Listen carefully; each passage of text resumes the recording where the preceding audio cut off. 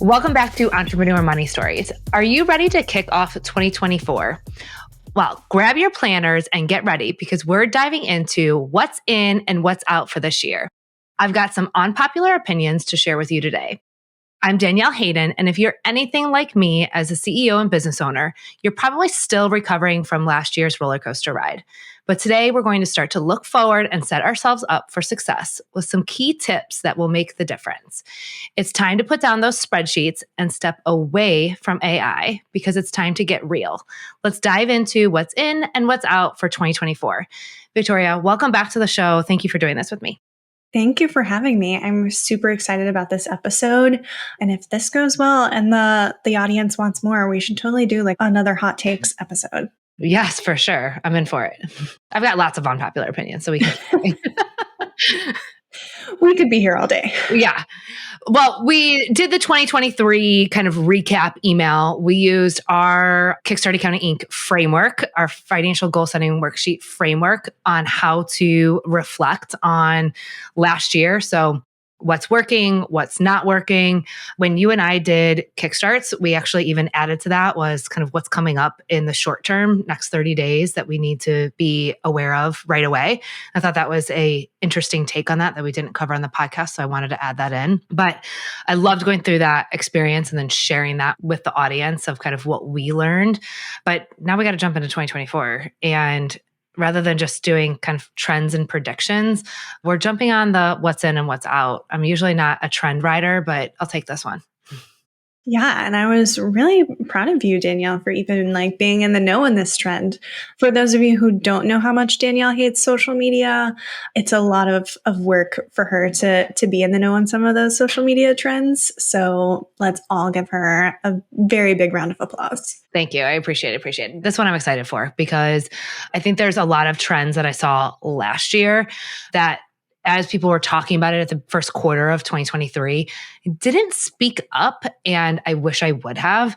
So I think that this is an opportunity for us to kind of embrace that confidence and be able to speak up this year. So let's start with what's in. And I think that this is a given on the Entrepreneur Money Stories podcast, but what's in is knowing your numbers and really taking responsibility as a business owner.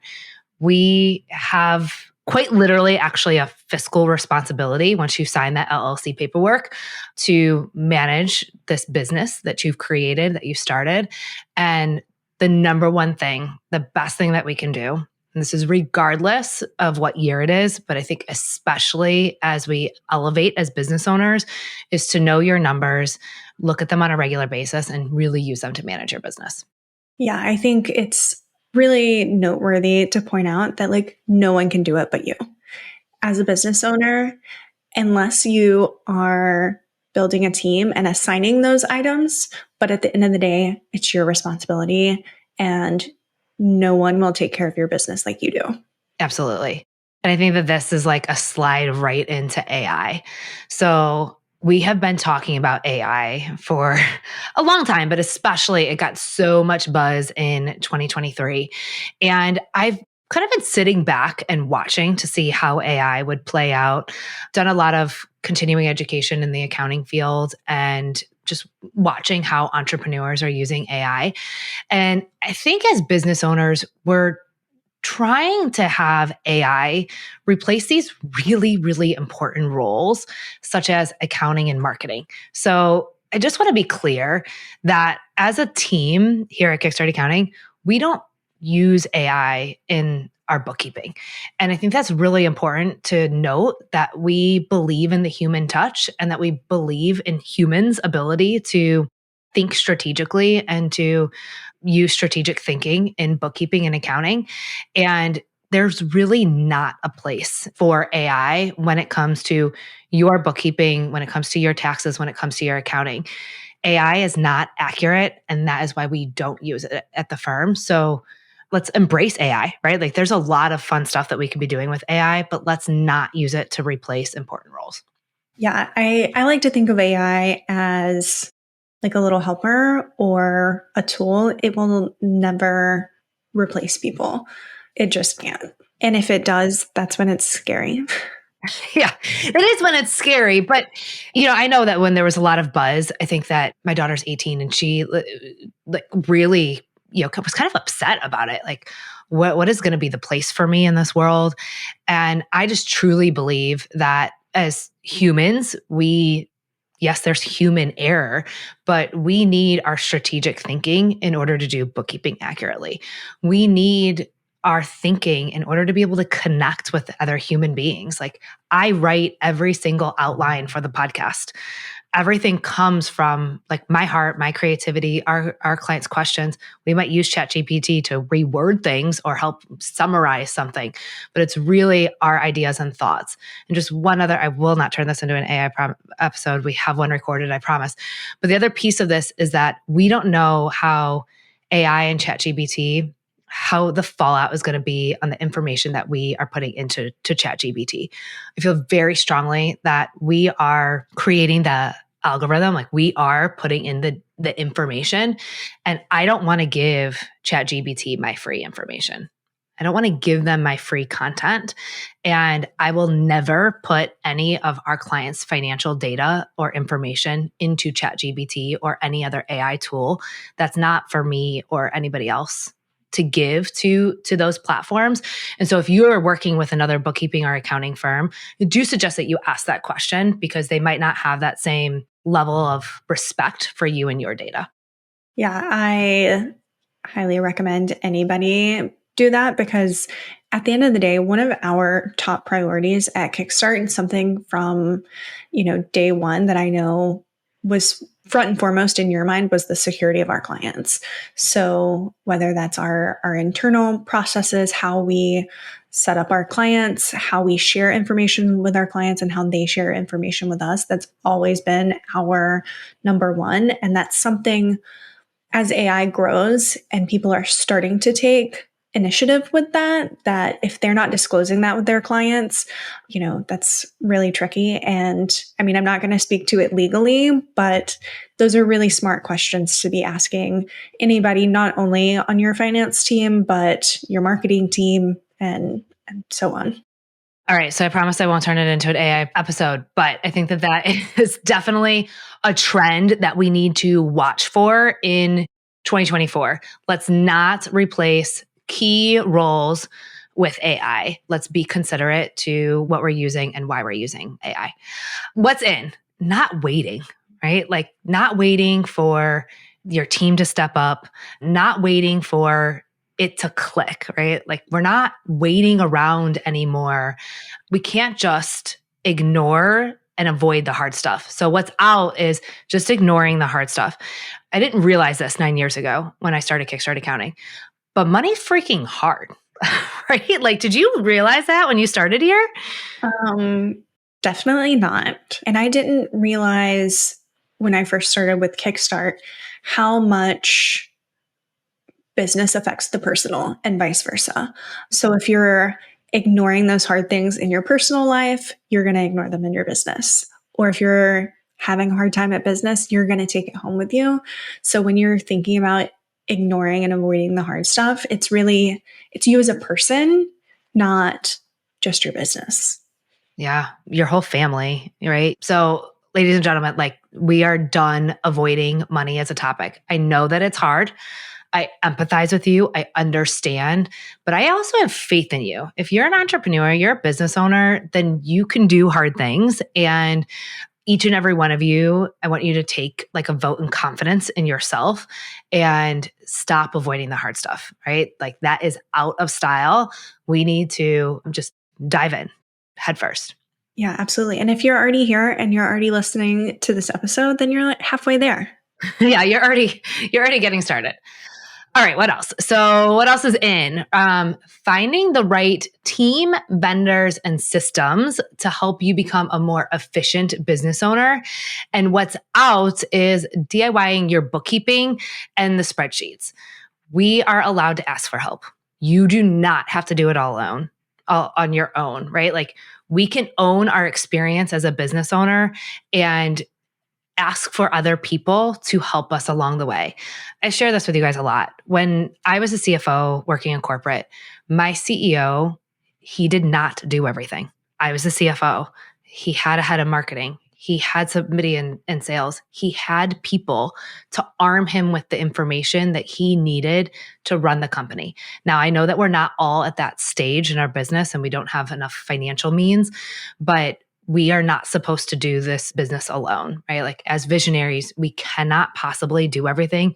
You are not good at everything and you don't have to. Like that's done. Stop DIYing your bookkeeping and get the right vendors and people in place. Yeah, absolutely. And you're going to find that when you get that freedom back, not only are you going to have more time to invest where it matters in your business and let the experts do their jobs, you're also going to find the balance that you might be looking for, the relief, the happiness. It's just overall, it can transform your mindset. Yeah. And I shared this in the 2023 recap podcast. So I will also note, find the right vendor, right? Like you need to find the right partnerships, the right software partners for you in your business. We are not all created equal. We took a chance on a few vendors this year that it didn't work out for us. And we've tried new systems and software. And guess what? Like these were awesome learning opportunities. We will have a very different decision-making process when we go into new relationships in the future. And so for each and every one of you, just remember, if you've been in a bad relationship, whether it be with a bookkeeper, accountant, CPA, marketing team member, like they're not all created equal. That everybody in the entire industry does things the same way. And so we can all learn from that and move on and find the right partnerships. Yeah, I think that is the key of also not letting those bad relationships scar you moving forward. Just because you had one bad experience doesn't mean you'll have every bad experience. Yeah.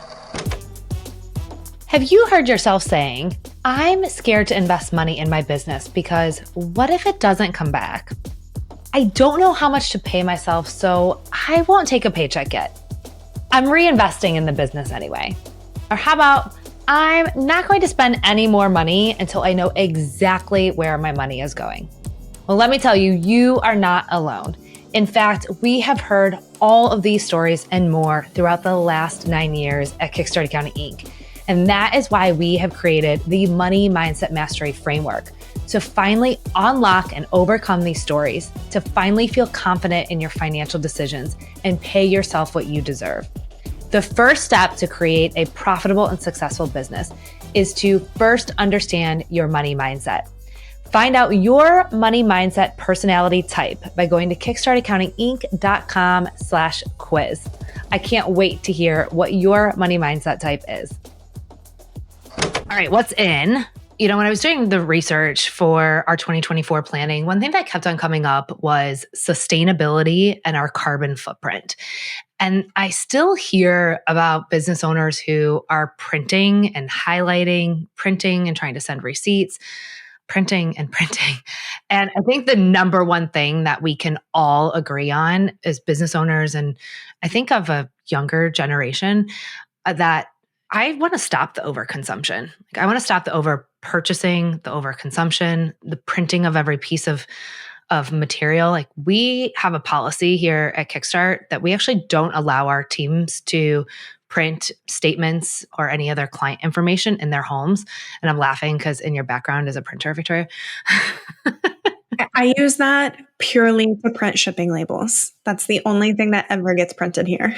Okay, good. Just as I was saying it, I was like, oh, that's a good prop.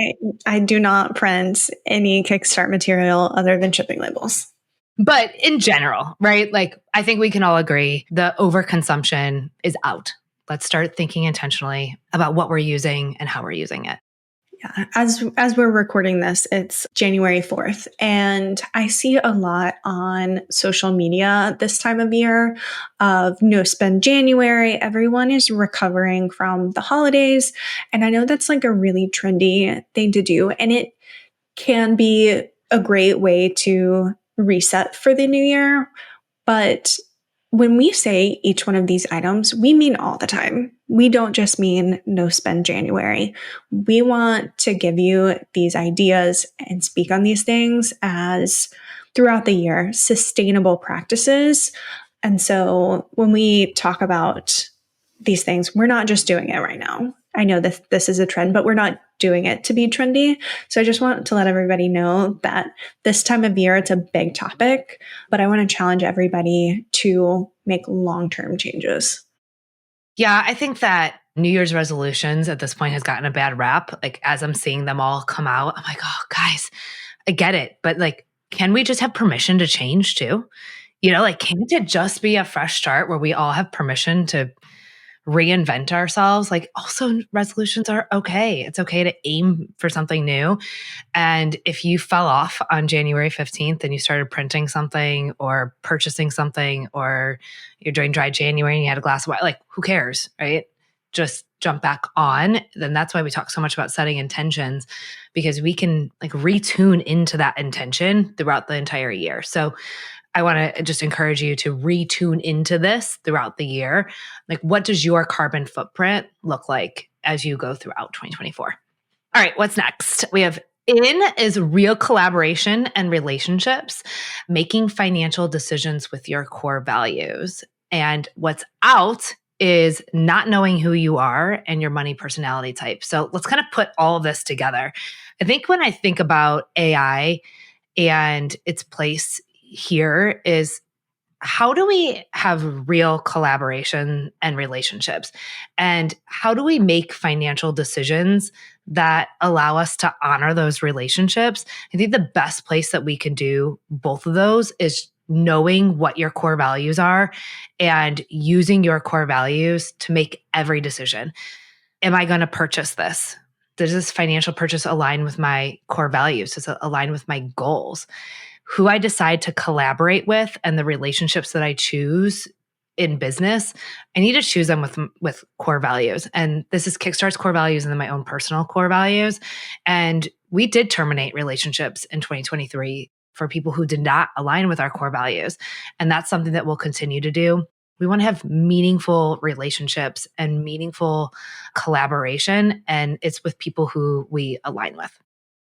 Yeah, I think something that we've done at Kickstart is be very intentional about what our core values are and keeping them front and center of the business. I know core values sometimes feel a little corporate, and with Kickstart, our business is so different. They're not printed on a wall somewhere. Yeah, it's a challenge when you're virtual. Like they're not something that you walk past every day on your way into work. But I challenge everybody to look at their core values as a statement and not just a word. Like if your core value is respect, what does that mean? And how do you expect your team members to act? Yeah, really giving that action piece. And for you as a business owner, how do you expect your team to do it if you're not doing it? So when you choose your relationships, when you choose your collaboration, when you choose your spending, I always called it voting with my dollar. So every single time I buy something, I vote with my dollar. And whether that be name brand versus something that's made sustainably with real ingredients, I vote. I vote every time I buy something. And that might not be your core value. You might care less about that. What are your core values? What do you care about? And then every time you buy something, you are voting for what you want in the world. Yeah. And every interaction that you have, like you said, every time you speak with a team member, every time you present to your team or you're talking to a client, you just have to think about those things as a long-term practice and also reevaluating. Like if you wrote your core values 5 years ago, are those still your core values? We've only had 3 iterations total at Kickstart, but as we've matured and grown over the last 9 years, like we've had to mature and grow our core values as well. So this is your permission that if you've outgrown them, this is the right time of year to relook at your core values, especially if you have any seasonality in your business. Those are the types of projects to look at during your slow time.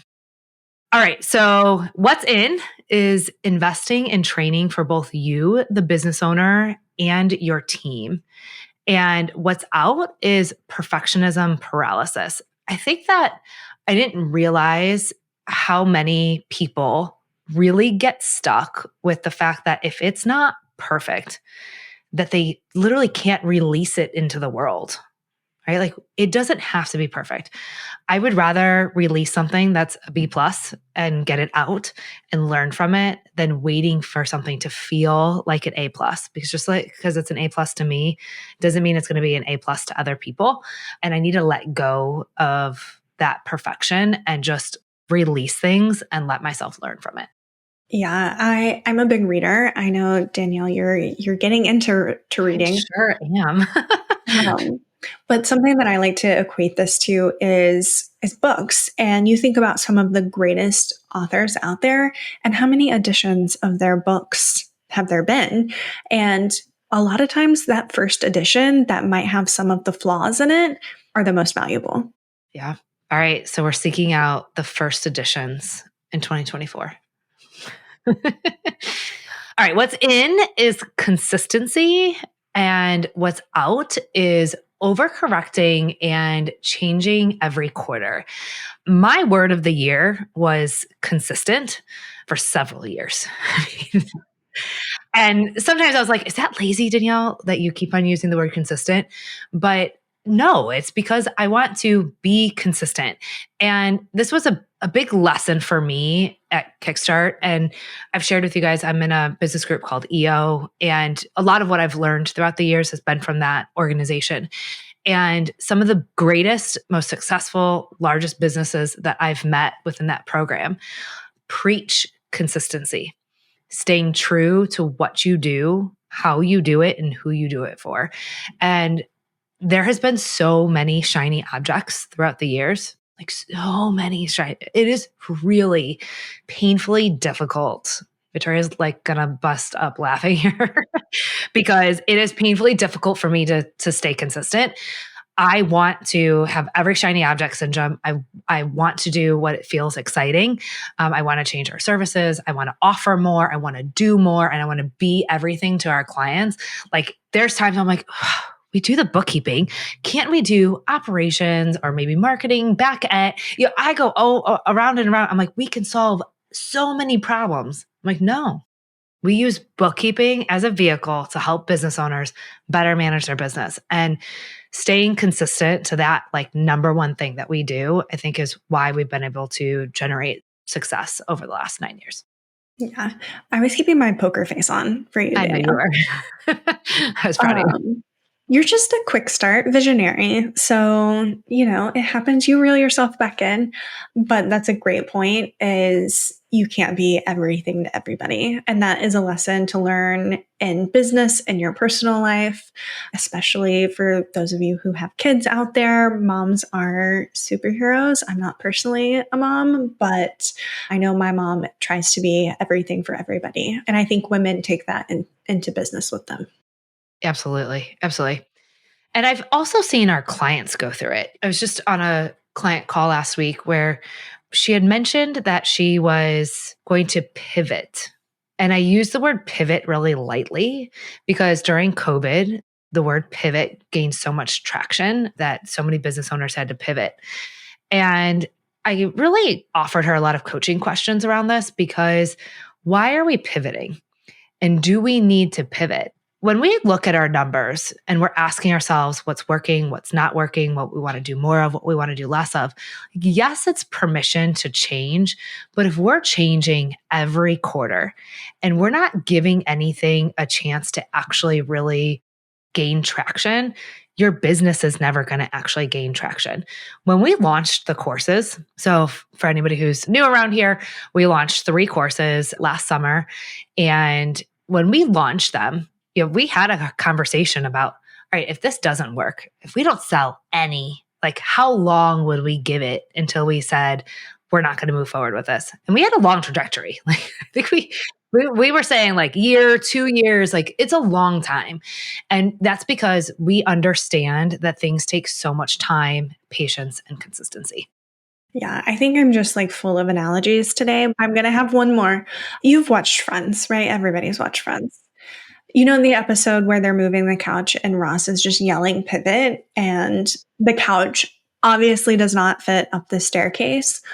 When you are trying to branch out in your business and you're trying to pivot, you have to make sure that your couch is going to fit up the stairwell, or you're going to end up like Ross cutting his couch in half. That is a perfect analogy. Thank you. You're welcome. But, sometimes it happens. I mean, we've had ideas, and I'm going to shout out Kevin. We've had Kevin on the podcast. He's our EOS integrator, and he is our voice of reason sometimes, where we will have these grand ideas, and he will look Danielle square in the eyes and say, Danielle, does that make sense for your business? Is that what you're trying to achieve? Does that align? I mean, we say it so often, like so simply. Does that align with your goals? Yeah. Does it align with your intention? And because we set clear goals, because we set clear intentions, because we live in a 90-day world where we're always setting 90-day rocks, I think we're able to answer that question really systematically. So again, if you feel a little lost in that, really want you to press pause. You don't have to build out an entire budget, but you can ask yourself, what do I want from my business this year? Where do I want to see it grow? What do I want my business to do for me? Like, what season am I in? Am I in high growth? Am I trying to nurture my family and take home more of the profits?